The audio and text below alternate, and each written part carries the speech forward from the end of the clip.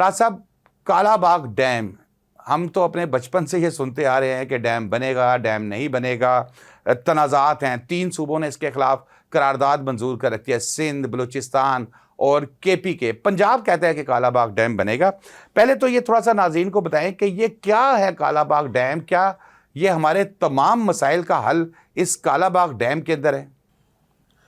देखिए शादाब, सिचुएशन ये है कि इस वक्त जहाँ पे हम खड़े हैं, इस वक्त कालाबाग डैम एक प्रोजेक्ट है, ठीक है जी। हालांकि पाकिस्तान को इस वक्त तक कम से कम 10 कालाबाग डैम चाहिए थे जो हमें हमारी नेशनल रिक्वायरमेंट्स मीट कर सकते। जब हमारे दोनों बड़े डैम्स जो तरबेला और मंगला बने, उसके बाद जो हमें जो वर्ल्ड बैंक के जो कंसल्टेंट्स थे, उन्होंने जो रिकमेंड किया, उन्होंने कहा कि हर डेकेड में आपको एक मेगा डैम चाहिए, जिसका मतलब है कि पिछले 50 साल में हमें 10 डैम चाहिए थे कालाबाग डैम के साइज के।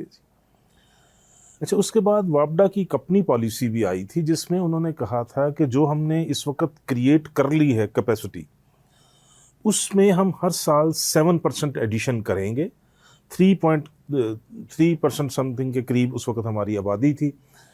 3% उसे मीट करने के लिए और 4% डेवलपमेंट के लिए।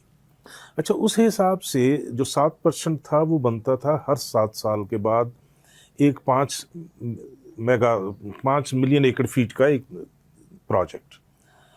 सो कालाबाग डैम की तरह के उस पॉलिसी के हवाले से कम इस वक्त तक 7 डैम हो चुकने चाहिए थे। सो अब जो डिबेट जो चलती है कालाबाग डैम पे, वो पॉलिटिक्स की वजह से है। नेशनल रिक्वायरमेंट उससे बहुत ज़्यादा हो चुकी हुई है, लिहाजा अब तो पाकिस्तान को हर कोने खुतरे में जहाँ जहाँ पानी स्टोर किया जा सकता है वहाँ करना चाहिए। फॉर्चुनेटली अंग्रेज़ों ने 1880 में ये सारी साइट्स जो थी इनको आइडेंटिफाई कर लिया था। अच्छा, 1880 में? ये 1880 में ये सारी की सारी साइट्स जो थी ये आइडेंटिफाई हो चुकी थी। कालाबाग डैम में पाकिस्तान के बनने के 6 साल के बाद 1953 में ये डिसीजन हुआ था कि हमें इस सोर्स को टैप करना है। उसके बाद 75 में आके इसकी जो फिजिबिलिटी स्टडी थी वो बन गई थी जी। फिर उसके बाद 87 में इसके डिटेल्ड डिज़ाइन बन गया था जी, which means final step toward construction. अच्छा, उसके बाद ये कंट्रोवर्शियल हो गया जी, और फिर इस पे ऊपर काम रुक गया।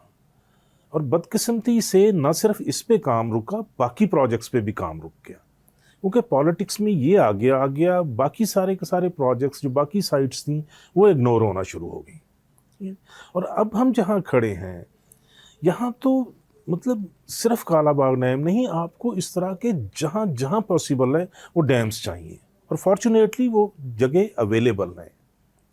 इनके साथ ही कुछ साइट्स हैं जो झेलम के ऊपर साइट्स हैं, उसके झेलम के ऊपर बल्कि 2 साइट्स हैं, एक रोहतास फोर्ट उसको कहते हैं, एक खोड़ी कहा जाता है, ठीक है।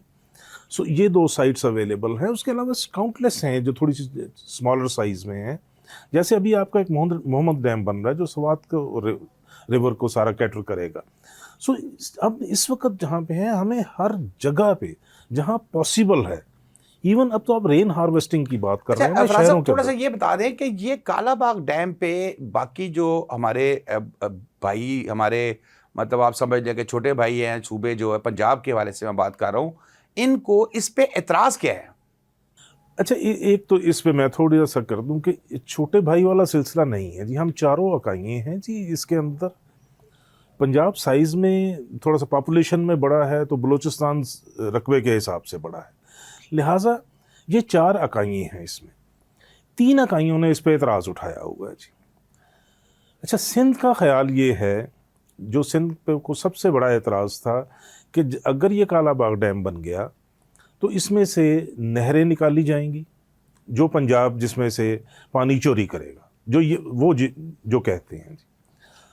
दूसरा उनका एतराज़ ये था कि फिर ये होगा कि प्रेफरेंस जो है वो कालाबाग डैम की फिलिंग को मिला करेगी, हमें नहीं मिला करेगी। अब तो पानी सीधा डायरेक्टली नीचे आ जाता है ना जी। फिर ये होगा कि पहले आप डैम फिल करेंगे और वो पानी हमारी कॉस्ट पे जाएगा। ये तो उनका एतराज़, सिंध का जी। अच्छा, KPK का हुआ ये कि जब इन्होंने ये 87 वाली जो डिटेल डिज़ाइनिंग के दौरान जितने सर्वेज किए गए ना जी, उसमें जो लेक की लास्ट लेग थी उसके ऊपर कुछ जगहों पे निशान लगाए गए, ठीक है।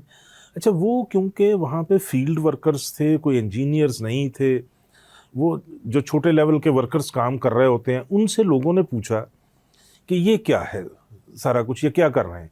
अच्छा, उन्होंने अब पता नहीं अपनी बेवकूफ़ी में, लैक ऑफ नॉलेज की वजह से या किसी वजह से कहा कि यहाँ तक पानी आएगा। अच्छा, वो उस चीज़ ने वो इतनी वाइल्ड फायर की तरह फैली। अच्छा, ऊपर से जो 85 के आपके इलेक्शंस चल रहे थे साथ साथ, जो नॉन पार्टी बेस्ड थे, अच्छा उसमें जो था, जो एंटी आप कहें कि ज़िया-उल-हक ग्रुप था, इवन विद एन आर्मी, फजल हक वगैरह जो थे, अच्छा उन्होंने इसको इतना उछाला कि नौशहरा डूब जाएगा, पेशावर वैली जो है वो सारी की सारी सेम थोर में आ जाएगी। अच्छा, उसने उसको वहाँ कंट्रोवर्शियल कर दिया। अच्छा, यहाँ पर थोड़ा मैं ये क्या सच में नौशहरा डूबने का कोई चांस है? क्योंकि हम भी बचपन से नौशहरा डूब जाएगा, नौशहरा डूब जाएगा, यही बात सुनते आए हैं। सर, शमसुल मुल्क साहब जो उस वक़्त वापडा के मेंबर पावर थे और KPK से थे, वो he is on record on countless occasions saying कि अगर नौशहरा तक कालाबाग डैम का पानी पहुंचना है तो उस पानी को कम से कम 150 फुट ऊपर जंप करना पड़ेगा, वो 150 फुट नीचे होगा, लिहाजा वो। अच्छा, उसके बाद थोड़ा सा डैम साइट्स भी जो थी ना जी, डैम की हाइट भी रिकंसिडर की गई, इसी KPK को थोड़ा सा सेटिस्फाई करने के लिए कि चलो पानी और थोड़ा सा कम कर देते हैं। लेकिन वो क्योंकि पॉलिटिक्स में आ गई चीज़, लिहाजा वो किसी भी फिर उसके बाद काबू नहीं आई किसी के।